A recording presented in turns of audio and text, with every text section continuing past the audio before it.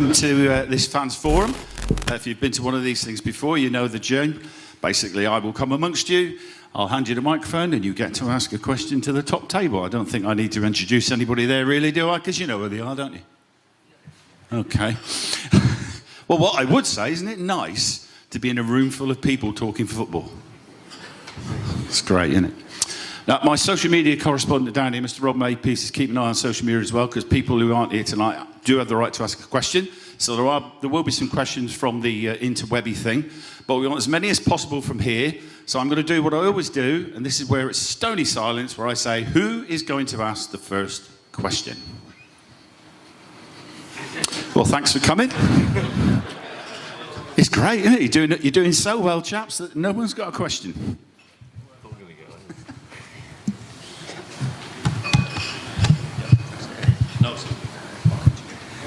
Yeah, evening, guys. Can I just ask a couple of questions? Just a quick one.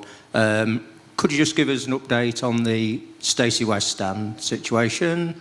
And for Michael, obviously been a difficult season, and we know reasons why. Lost a few the best players from last season, injury to the core of the squad. How do you feel when people kind of moan and say, like, you put all this effort in, and people go, "Oh, get Appleton out, League Two, a load of crap." How does that make you feel after you put in all that hard work? Really good. Do I need a mic, or can you all hear me? Can you all hear me? Yeah. Can't. Can you hear me now? Yeah. No, to be fair, it's part and parcel of the job. I get that. I understand that. All I would say is that, for as frustrated as you guys might feel on a Saturday if we played ever so well, missed a load of chances, and the opposition go and stick one away and we lose 1-0, I can assure you, from myself, the people on the table, the coaching staff, the players, we're all equally as frustrated, if not more, because the reality is we're the ones who've got to prepare all week. We give you all the players get all the information about the opposition. And I'll give you an example, and this got brought up in a meeting today, is that if I look back to the Doncaster game just over a week or so ago, I don't think there'll be another game in the history of football where a team loses 1-0 when the opposition only have 3 touches of the ball in your box, and one of them was the actual penalty. And that's the type of frustration that, as a manager, it's difficult to take at times. If you've been under the cosh, whether you've played against a side that have played decent football and played through you, or a side that are renowned for crossing and getting the ball forward early, and you're having to defend and continue to have to defend and put your body on the line, sometimes you just got to hold your hands up and go, do you know what? Hard-fought game, we'll take the point, or, listen, they had the edge over us today. I can accept that sometimes. I don't like it because I don't want to lose any game of football, but I can accept it. But obviously, games like last week were difficult to take, really, really tough to take, because when you dominate a game and certainly, ask the question of the opposition a hell of a lot more than what they ask you, and you miss chances and, they don't quite go for you, they're the ones really, as a manager, as a coach, did you prepare the players properly? Did you do things right? Well, we certainly made more opportunities in the opposition, so you must have done something right. So as long as I can keep sort of asking them questions of myself and putting them type of pressures on myself, I'd like to think at some point players will take the responsibility of scoring the first goal, or going and get the goal that we need to get back into the game. Because, listen, I'll put it out there straight away to, so people don't feel uncomfortable asking certain questions. Since the turn of the year, since a few players have come into the squad and the team, I personally feel, okay, they're made to be shot down, no problem whatsoever. I personally feel the performance has been good. Yes, we've had the odd performance that might not have been so good, but performances have been really good. Just what we've not been able to do is back them up with results. And that's football, that's life. Because people forget that the opposition want to win as well. And sometimes, they do what they can to make sure they get something from the game. So what do we need to do? Well, we have to turn performances into results. But I think from a long-term point of view, there's certainly been a lot of things that have been good about this year, regardless, obviously, the position we're in at the minute. You don't need to ask any more questions now, do you? Can we go on? Stacey West, you or me? Yeah, and then just regarding the Stacey West stand, myself and the exec team, we've been asked to do a piece of work by the board. We're obviously aware that costs of key components such as steel, concrete, cladding have increased by the smallest numbers, 30% in all of those materials. The viability of the scheme's been tested, and we are looking at that. We will make announcements as soon as we can. The AGM today comes on the back of one of our big board meetings of the year. So myself and the team presented various documents, various cases to the team, and we've just been asked to go away and do a further piece of due diligence. So on the back of that, I would hope in the next fortnight, maybe 3 weeks, just to give us a bit of leeway, we should have an announcement as to our intentions and trajectory. I think just to be clear that we hope to do something. It's not that it stops. So whether it's a delay, whether it's a slightly different looking scheme, or something in between, that is the intentions. But we just need to conduct a further piece of work based on the changing circumstances from when the scheme was first costed pre-pandemic and pre-inflation and various other intricacies of the market. Hi. Michael, who would you rather have in your team, Brennan Johnson or Norton Cuffy? And what do you make of the latter? He just looks amazing from the stands. Yeah, I mean, obviously they're two very different players to a degree. Brennan's going to be a superstar. I think we know that. Obviously, he's proven that this year, stepping up a level. Obviously, going back to Forest, and it's not is he going to play in the Premier League next season. It's who is he going to play in the Premier League with next season. I think that's the question. But he was massive for us, and he was a stardust player. And we had a lot of obviously good players with us last year in terms of like some Morgan Rogers and obviously TJ who've been able to recruit, but Alex Palmer in goal. And then obviously losing the likes of Teo Eden and George Grant, who made massive contributions to us last season. But Brennan he's that little bit of stardust that you need to be successful. And if you probably look at the top 6, 7, 8 sides, I don't think they've got a Brennan Johnson, but they've probably got someone similar who's a match winner and scores goals. And if you've got someone who can get sort of late teens or get past the 20 goal mark, you've always got a chance. But in terms of Brook, I'm really conscious of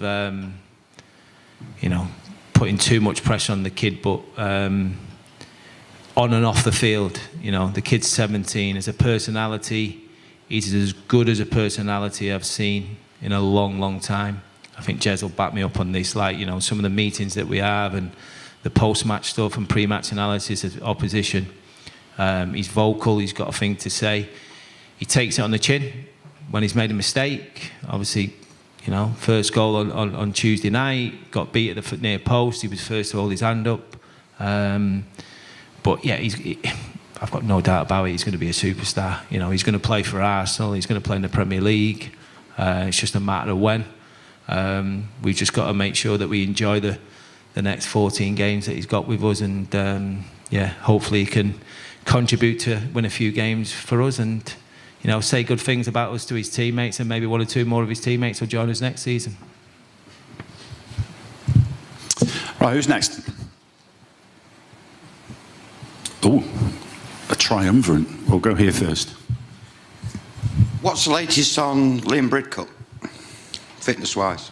I think we're talking probably end of March, maybe start of April. So he may be available for the last half a dozen games of the season.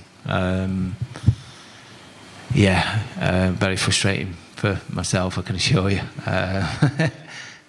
Listen, he's my obviously captain, but he's almost like an extension of the coaching staff on the pitch when he's playing, and we miss him. It's as simple as that. We miss him, and he's got a big influence on the rest of the group. So hopefully, fingers crossed, it goes to plan over the next 4 or 5 weeks, and he's available for, like say, them last half a dozen games or so. Possibly for Jez, this one. We've all got connections with the club. Supporters always have. but supporters always like to see players who've got connections with the club, so young players coming through. So developing young players is a model for Lincoln City to bring talent through without having to invest huge sums. So I just wondered, Jez, tell us, about local youngsters that are coming through. Yeah, thanks, Rob. I think, look, from a staff point of view and all the academy staff, I think it's obviously a great deal of pride when one of those young players makes a debut, and it's even nicer when we see how the crowd reacts so quickly to them. So I think, young Sam at Plymouth, you forget that these young men have got mums and dads, and I see his mum in tears after the game because she said it was when the away following started singing "He's One of Our Own" that she went. So it shows how much it means to the boys and the families as well as it does to the supporters. And Freddie the same. So probably that we've talked about this a lot. We've worked really hard with the academy the last 3 years to try and get to a level where we can get players through. It's really tough. The level's so difficult to play in, especially as a young player. League One, I think people, it sounds really crazy thing I'm going to say here, but people underestimate how hard it is to win football matches in professional football and how tough League One is. So to get them through, they've got to be exceptional. So therefore, we've got to make sure that what happens below that in the academy is exceptional to give them a chance. So early on, that's been the success, if you like. Hopefully, Sam's a future #1 goalkeeper. We believe that. Freddie's obviously had a fair few starts as just 17 years old still.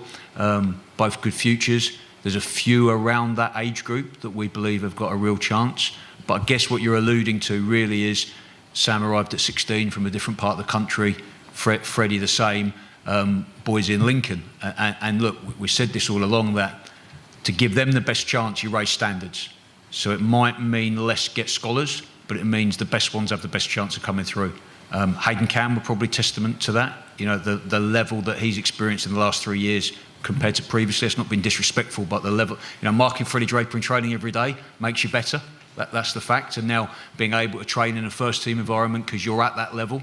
But we're quite excited below the 16-year-olds now because we think we've got some groups. So Lewis Nesbitt this year will be an under-16 local boy who's got a scholar and will start his scholarship in July.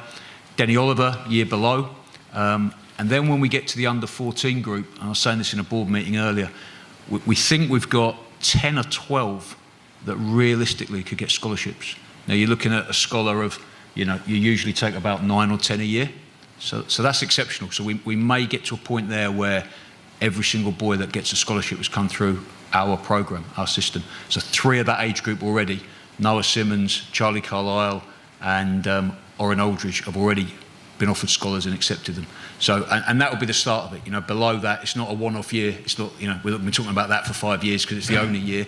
Below that, 13's the same. So lots of work still to do. Want to continue to develop and work really, really hard. I think the staff have done an unbelievable job, led by Jordan McCann, in terms of spreading the net a little bit further. That's the truth. Have every single one of them got an LN postcode? No. But we can't operate differently to what the rules tell us, and the rules allow us to for the boys to travel an hour from where the club is. So we have gone a little bit north, south, east, west especially. But those boys will come through as scholars and have been in our programme. So yeah, looking really positive, Rob, and I'm sure that you'll all enjoy in the next few years seeing a few players representing the football club that have not just come through a system at 16 upwards, but their formative years as well. Thank you. Andy? Yeah, thank you. It's really great to hear all that from Jez. My question is about this season, and over the last few months, I've noticed a couple of games where the Imps took an early 2-0 lead at home. And then it seemed to me, and it might just be my impression, that we sort of sat back round about the half-hour mark and invited the other teams onto us. And in the end, MK Dons ended up winning 3-2 with a very lucky winner. But Morecambe was the other game I have in mind, where we were 2-0 up. And we seemed to let them back into it rather than go for a third and a fourth goal to kill teams off. And I just wondered if what you'd say about that impression that I've got, Michael. I think I'd agree with the Morecambe one, and I think that was probably a build-up of sort of previous fixtures where we conceded quite late on. especially at home. I think that winning at home this year for some reason has been difficult. It has been. And obviously, we knew that it was going to be a big game in the build-up, so to start as well as what we did was great. And yeah, I think it was more of accumulation of what had happened on the previous. I think on the MK one, I'd probably disagree. I think we went 2-0 up in the game, and we probably should have been 3 or 4 up before they scored one. And I think if you remember, once they pulled one back and it was 2-1, I think it was Lewis.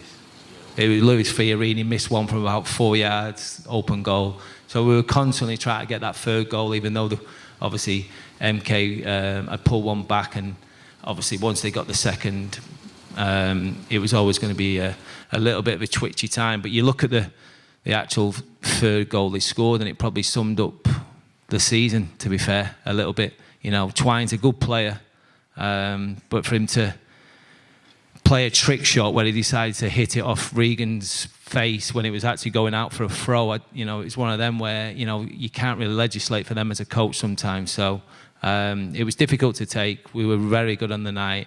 I think their staff, their players appreciated that, regardless of what's happening this year in terms of league position, I think we are a good side. I think we're clearly a little bit short defensively, and I've had to chop and change a hell of a lot of time because of injuries, etc. I was even saying that today. I'd just like to be able to pick the same back four for 2 games, just for 2, and I'll be delighted, to give us a chance of a bit of stability. And then you never know because things can change really, really, really quickly.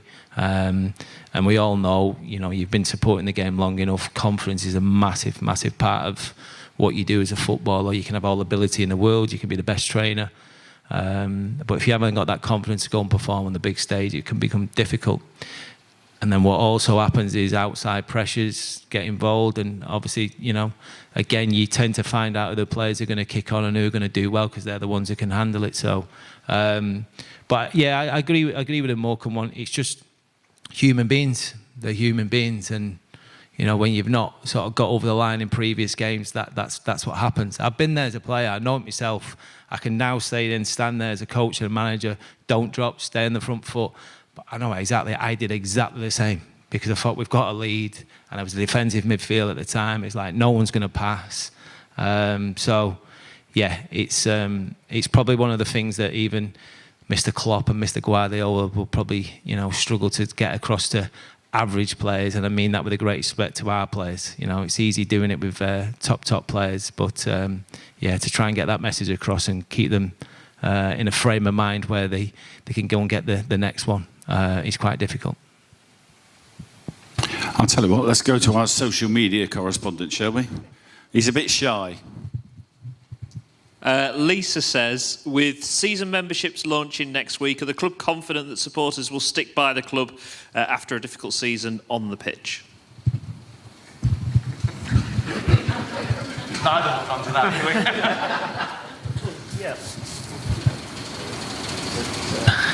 There we go. Yeah. So, yeah, good question. I don't know. It is the true answer to that. But I think what I would say with a wry smile, I've been at this football club now for 4.5 years. The journey that it's been on over 5.5 years, and I think without sounding like a textbook or something from a quote that you see on the internet, success doesn't come in straight lines, and we know we've not hit the sweet spot this year. No, nobody on this top table or nobody in this football club is hiding from that, but when we talk about Imps as one and we look at the journey that we've been on collectively and together, the true success story of this football club is the fact that it's been multiple people and multiple facets of the football club all pulling on the piece of rope and all at the same time. And I think what's really pleasing to see, and I've sat here for 20 minutes now, to hear the positivity within this room, and I think we've got to be really, really careful. And the one thing I would say is,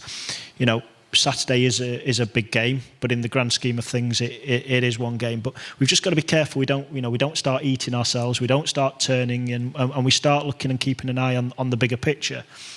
So for Lincoln City Football Club to in a 5-season spell to have reached the quarterfinals of an FA Cup, play at Wembley twice, be on the verge of one game of being in the Championship, the 5th richest league in the world, to be regarded as, so, and apologies, this sounds a little bit backslappy, but one of the best and most well-run, transparent clubs in the country. I'd like to think that just because we've not hit the sweet spot over a short period of time, that there's more resilience and there's backing and there's support for the football club, the investors and the people that are working ever so hard behind the scenes.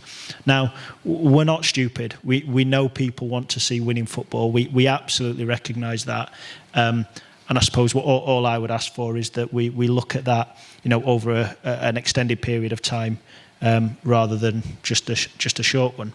Now, hopefully things like pricing structure, in terms of value for money, in terms of the experience that we're providing at the stadium. We've tried creative things, like the concert, after the Burton game. So hopefully we are trying a multiple of things, but we recognise it's 90 minutes that people pay their hard-earned cash for. We recognise that is the critical component, and we won't get lost from that. But so to answer the question, I don't know. But I would like to think that we've done enough to gain your backing, and at a time maybe where, like I say, we're not quite in that sweet spot zone. Hopefully we've done enough to earn your backing and trust for the future. Right, another question from the room.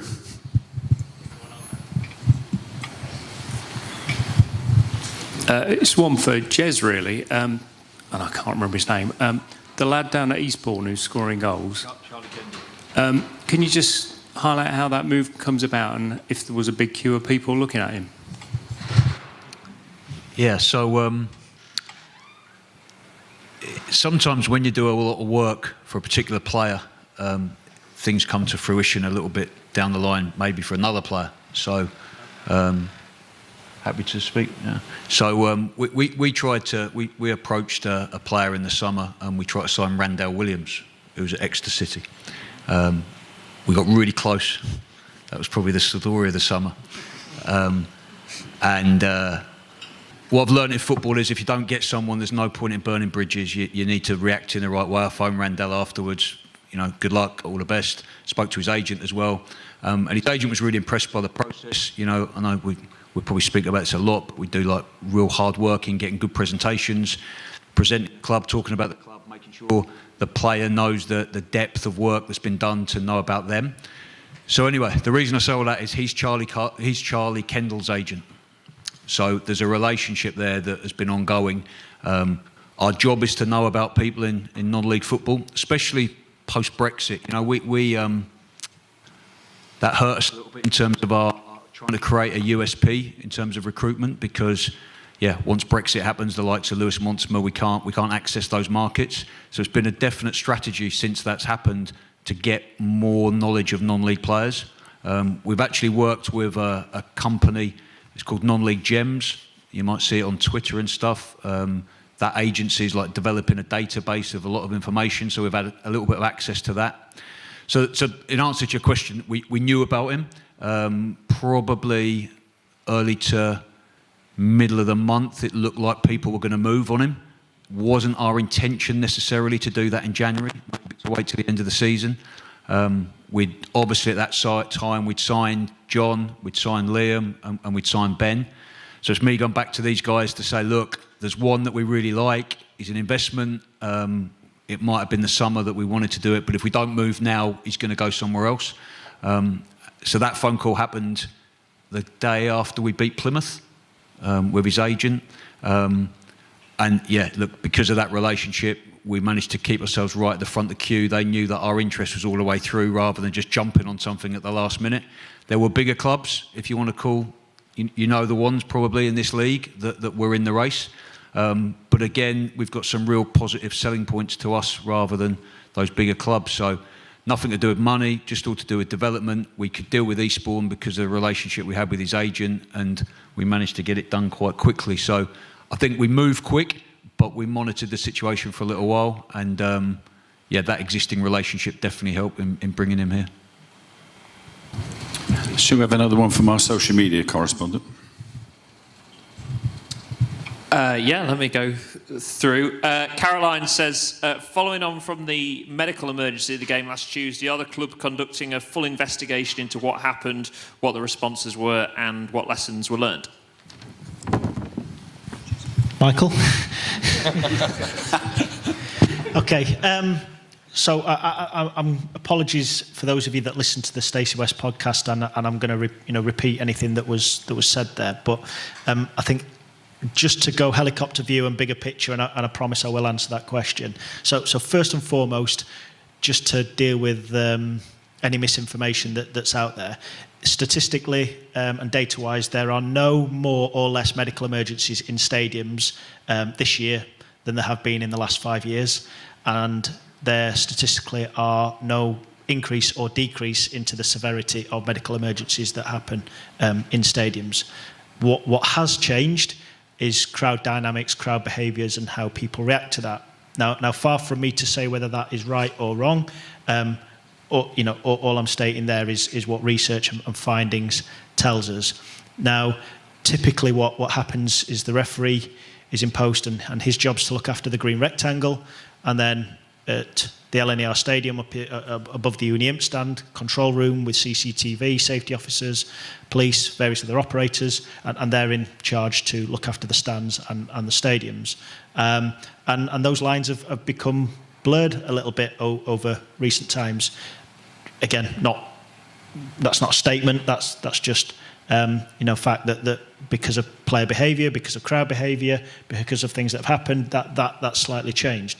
So just to dispel one myth, and apologies if this sounds defensive, but prior to the referee stopping the game, prior to the medical and the pitch side medical team, CCTV operators had spotted the incident and medical teams had been dispatched.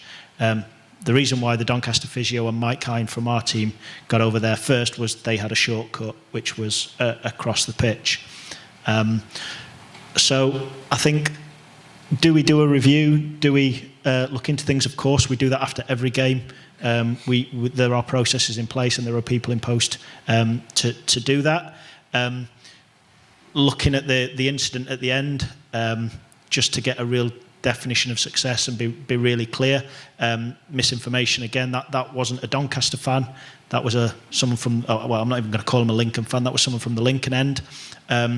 And this sounds really boring, but I'll give you 30 seconds of it. At that stage of the game, the stewarding tactics are to assume that if any incursion is going to happen, it's from the away end, and equally so, our stewarding resource is set up on there. Once there's an incursion in place, the number one threat and risk is between the Lincoln fans getting into the Doncaster fans, so the stewarding did their job. Now, I know everybody wants to see a SWAT-style operation and a rugby tackle from the side and people apprehended, but the 7,800 square metres, with all due respect to our stewarding workforce, they're not Usain Bolt, and I'm not too sure that the Benny Hill show is going to benefit anybody. So, I am reasonably confident and happy with our actions and the things that went on that night.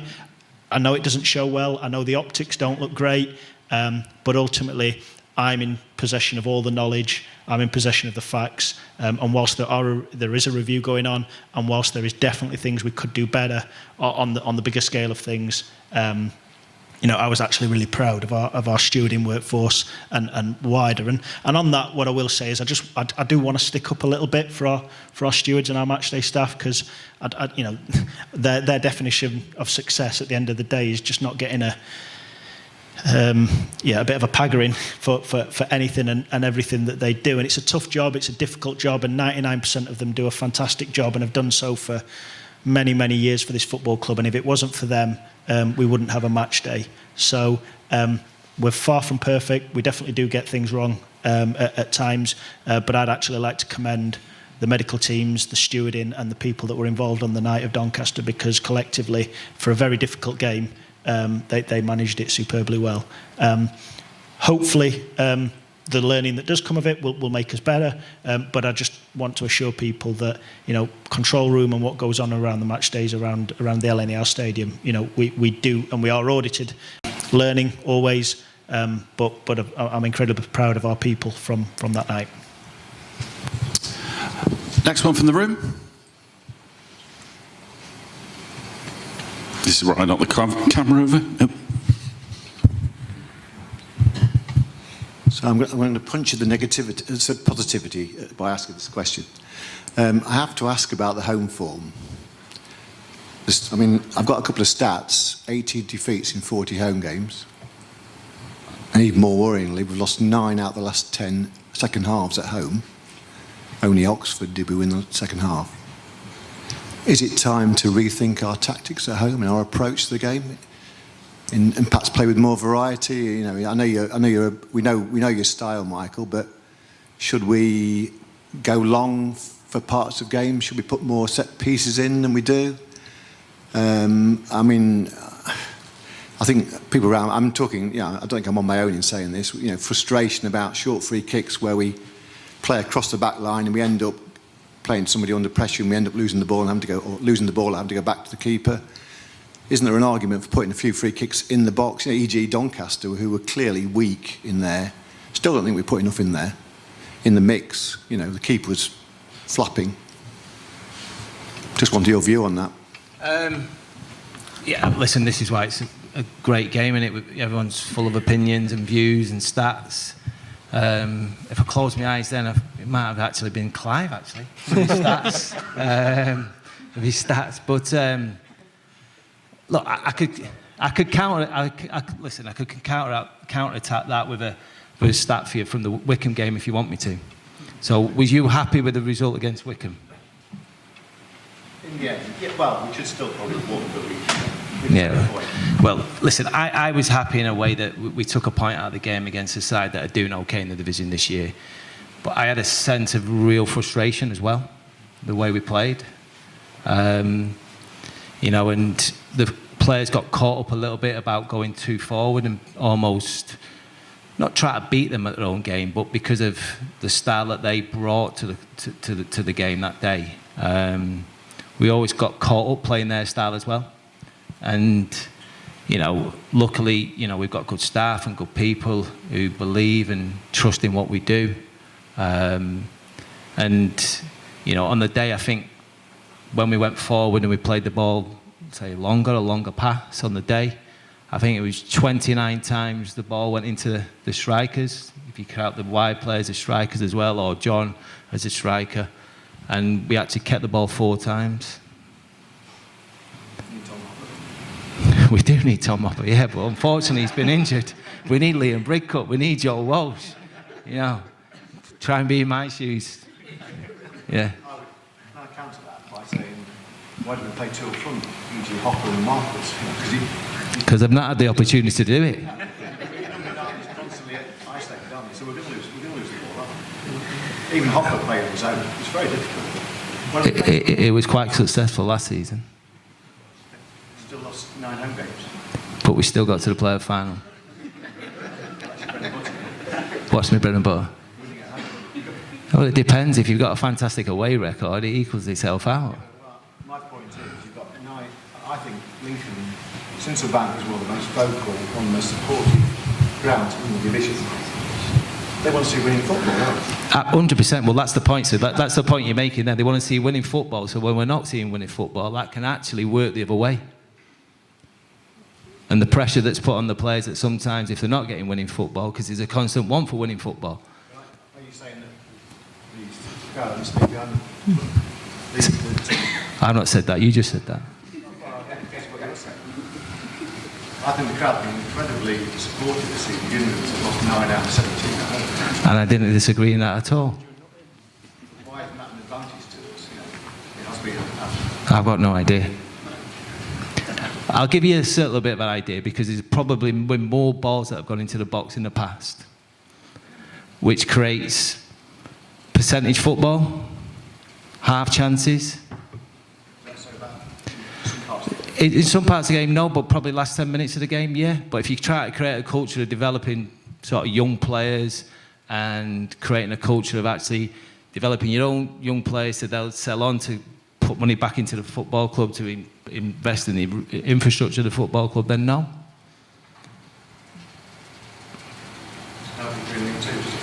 Say again? Doesn't help you in League 2 next season. Who's talking about League 2? Realistically, we're potentially going there. Realistically. But there's probably about 10, 11, 12 teams in the league that are potentially going down. You can't see it Yes, I can. So do I.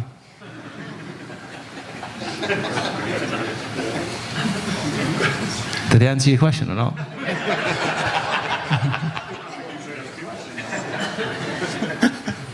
think my original question was, are you prepared to change your style within games to try and win? We've already done it. We've already done it, and that's the thing. We've done it plenty of times. But if you think that from, I don't know, first 5-10 minutes, all of a sudden we're going to start playing longer passes, diagonal balls, try and fight for seconds, it's just not going to happen. Well, look, it's one of them. At the end of the day, I know the business I'm in. If I don't win football clubs, I lose my job.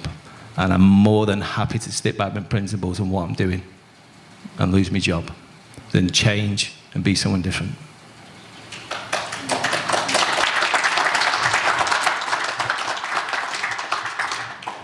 Yeah, I suppose just to come in on the back of that as well, I think, and I don't want to sound like I'm defending Michael here because he's a big boy and he certainly doesn't need it, but, when we talk about changing our style or change, I think, 100% changes happened within the year. We've played with a 9 and a 10, we've played with a 4 at the base, we've played with 2 6s. We have, the nuance of that has changed. What I recognise, having been here for a number of years, and what I know from being a football fan, and Michael was here on loan. Lincoln City as a football club steep in its history has played heavy metal football, and the 9,000 people in the most successful eras. There has been a real defined style, and that's not decrying that, and that's not placing one above another or saying, ultimately that's a style. But, this is a very different era and a very different approach, and we recognise the challenge that brings. And the one thing I would say is, and let me be really, really explicit when I say this, the fans have been fantastic and have stuck with us this year. But there have been times when there has been nervous energy.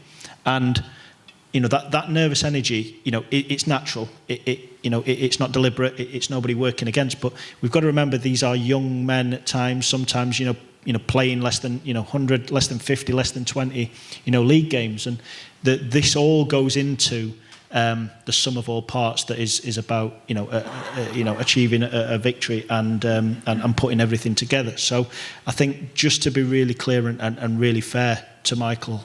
Here, when we talk about evolving and changing styles and adapting, I've seen that. I've certainly seen that. And have we gone from shelling it from full-back to centre forward? No. But has the nuance changed? Yes, absolutely. Of course we're aware of the trapdoor, and of course we're aware of the risk of that. But I think the first thing we would do is we would lose all respect and all values if we have a defined style, a defined principle, and then we walk in one day and us suddenly change our personality and change who we are and what we're trying to do. And I think there's a real danger of throwing the baby out with the bathwater if that's what we wanted to do. So we're very respectful that League One football, it has got to be maintained, and we're very we're very aware of that. But I think if we want to change our whole principles and our ideology, we're not set up to do that.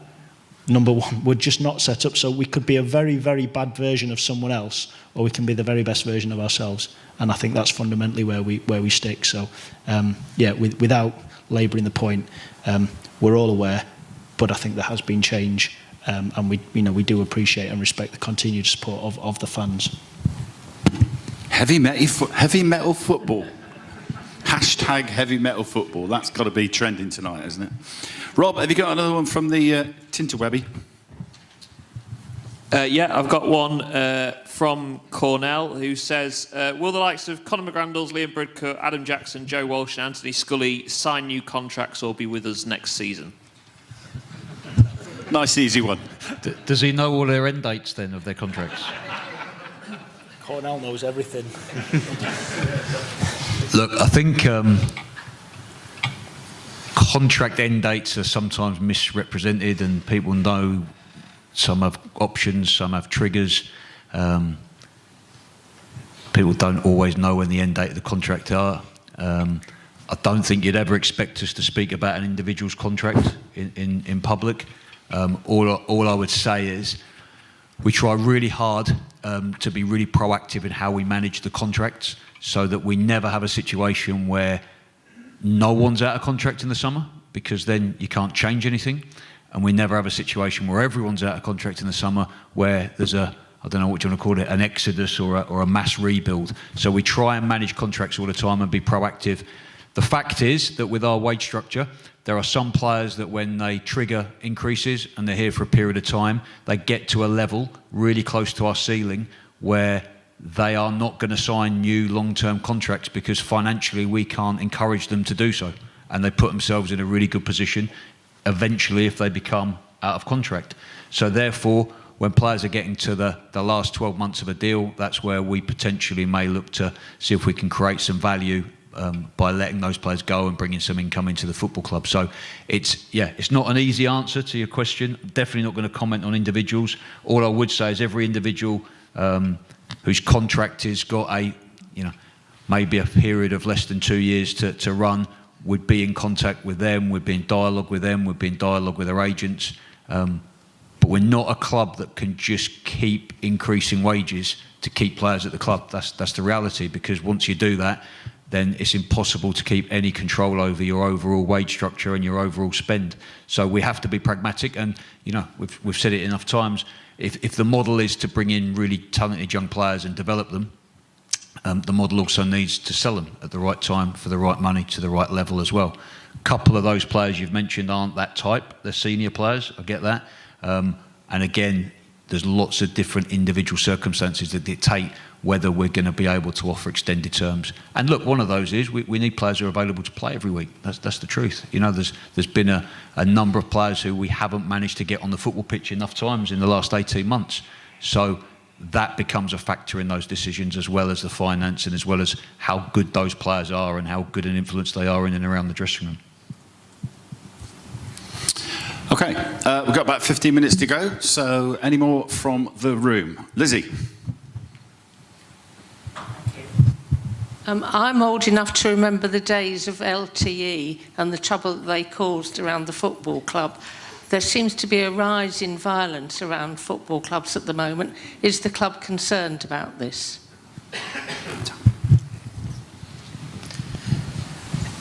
I think we're all aware that the football landscape and post-pandemic social challenges wider than football and wider in society are happening.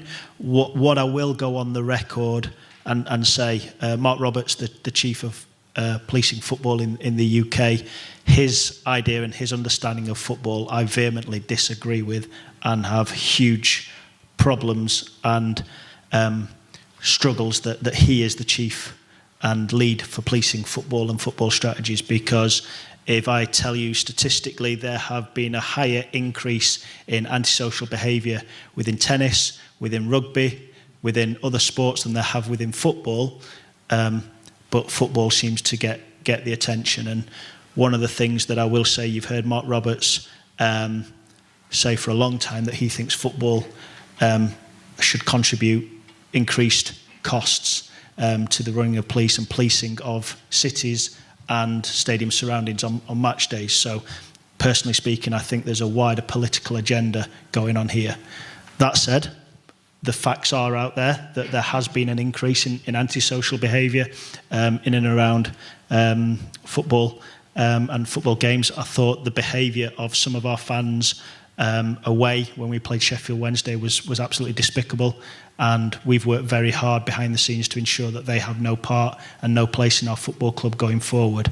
Mindless criminal damage and activities such as that is not something that we want as part of Lincoln City Football Club at all, and we will work relentlessly to ensure that happens. But equally, we travel in large numbers, we have a few beers, and we sing and we make noise. There's nothing wrong with that, and I think we've just got to be really, really clear.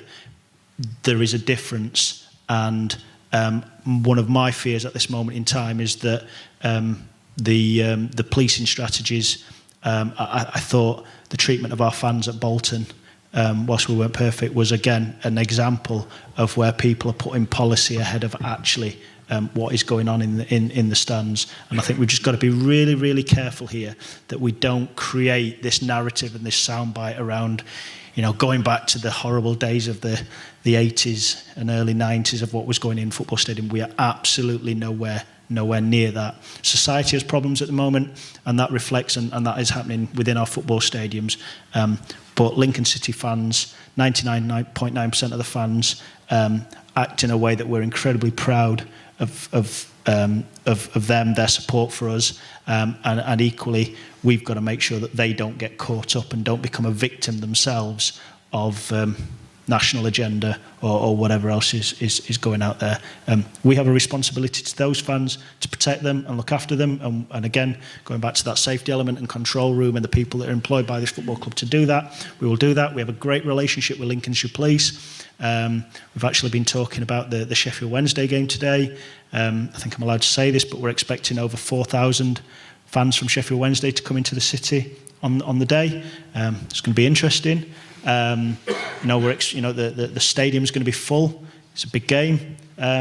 So that there are going to be challenges with that. But that's no different to pre-pandemic. That's no different to any other time. Sheffield Wednesday are a huge football club, and they're going to travel in their numbers. We just got to be careful of that narrative, but equally accepting that society across the board does have some challenges, and hopefully we're on top of that. Okay. Rob, have you got another one from Tinternet? Tom says, I've seen that we're 5th in the fan engagement index of all 92 clubs. I just wanted to highlight that this was a fantastic achievement, says Tom. Take that prize. Well, I just agree with him. Yeah, it's a fantastic achievement, and credit to everybody who's obviously around the club who works so hard at that. I mean, that doesn't happen by accident. That happens by an awful lot of hard work and having a lot of passion and a lot of care to try to create that. So I don't think there's anything more I can say. I hope you're all really proud to be part of a club that does care about its fan base so much, tries to create a great atmosphere, and tries to look after its supporters and its people. That's I think it's well deserved. Another question from the room? I thought I got away with saying nothing tonight at that point anyway. But I've forgotten you were there, Jay, sorry. My wife says that quite often. Since the interest and investment from America, it seems to have gone very quiet on that side. Is there anything you can tell us about the process and how that connection is going to work? Yeah, I can assure you, come 2 p.m. in the afternoon, which is when Arizona wakes up, it's far from very quiet. That is for sure. Harvey, Missy, Jensen Jackson, and the family have been incredible, and getting to meet them has been a real pleasure and something that, to be honest with you, has really given me a great deal of optimism and enjoyment out of getting to learn from somebody so clearly well thought of within his local community, and equally bringing fresh ideas. You'll have seen the latest round of investment, which takes the Jabara family stake to just over 10% in Lincoln City holdings, and that came out of conversations middle of December where Harvey made it clear that he wanted to support the team and the club through the January transfer window, and ultimately back Michael and his team in order to give us a chance. Harvey is actually coming back over for the Sheffield Wednesday game, it's fair to say his enthusiasm for Lincoln City and his whole family, I will use the word relentless, is really non-stop. And we actually had a meeting yesterday looking at a few bigger picture stuff, and we sent a note saying, don't worry Harvey, it's 4 a.m. For you, so you don't worry, you don't have to turn up. And we actually got the joy of watching the sunrise in Arizona, the sun set in Johannesburg, and Sean Melnick was in Tel Aviv, all within a meeting. So it was quite an interesting experience. But hopefully, what that story tells you is the dedication of all. I'm a paid employee of this football club, but the dedication of all involved. Jay's been with us non-stop for the last 2 days. To take 2 days out of running your own businesses and various other business life and whatever else goes on, I think we're incredibly lucky to have the support of these people. But specifically to Harvey, Missy, Jensen and Jackson, they are they're in. Their love for this football club, this love for the city is unbelievable, to say the short time that they've been involved. You guys, I think you welcomed them so well. I think they met us over Zoom. The first part of the transaction was over Zoom, but once they came, let's be honest, sorry Michael, but their first experience was Lincoln versus Accrington, and he still fell in love. So I don't think I can say any more on that, really. He's still come back. So we're really pleased with how that relationship is going, and hopefully we're good value to him. And just on that as well, Landon Donovan is just an incredible human being, incredibly humble. For someone as big as he is, and for a career that he's had, he came to the Cheltenham game, and we met up with him there, and we were learning a great deal from him, and hopefully vice versa. And we hope to spend a bit of time with them in the summer, learning from big industries, big organisations such as San Diego Padres, LA Galaxy, and San Diego Loyal. Hopefully there's things that we can learn from them, or there's definitely things we can learn from them that hopefully that makes us better in running your football club for you. So an incredibly exciting partnership, very early stages, but I'm pleased to feedback that Harvey is he is an imp, and is very much bought into this great football club. Who's up for a fan engagement trip to San Diego then? Will?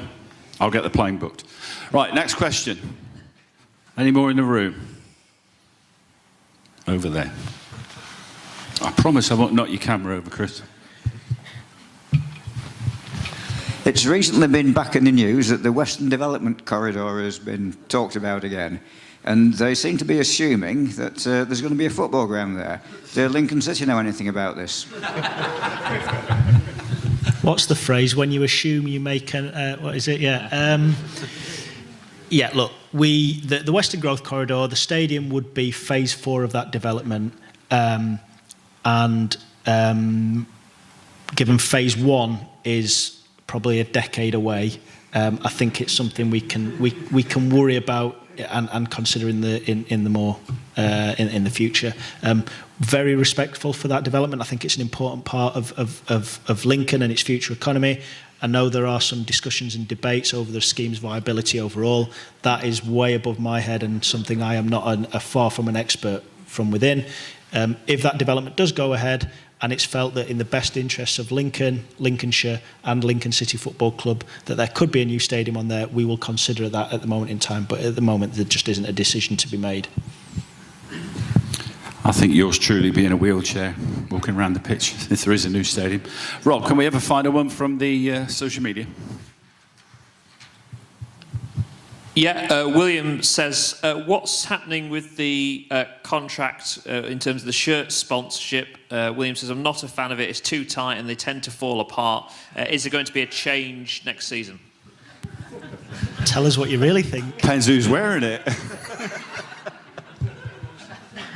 I'll hand over to our fashion expert, Mr. Liam Scully. What can I say here? Right. The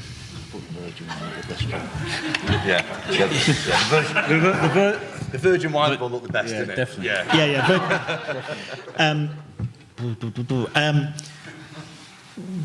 So the relationship with Araya is next year in its final year of the contract. It's been a long-standing relationship and one that we're incredibly grateful for their support and backing. I think it's only fair that it's time for the football club to, once it's out of contract or knowing it's out of contract, to do its due diligence, look at other commercial partners and look at all aspects of that area. We are very happy with the relationship with Elite Pro Sport, our retailer. So just to be clear, there's a technical partner and there's a retail partner as part of that. We've recently verbally agreed to extend that relationship, and we're looking at signing a long-term deal with EPS as our retail partners. We're also incredibly excited by some opportunities that have arisen out of the University of Lincoln partnership and other areas. So it's an area that we're very much looking at, and it's under the microscope at the moment. It'd be really unprofessional of me to go too far into that conversation, other than saying, yeah, very much noted, and it's something that we're keeping an eye on. Right, a couple of more quick ones from the room before we go home for a cup of tea and a slice of cake.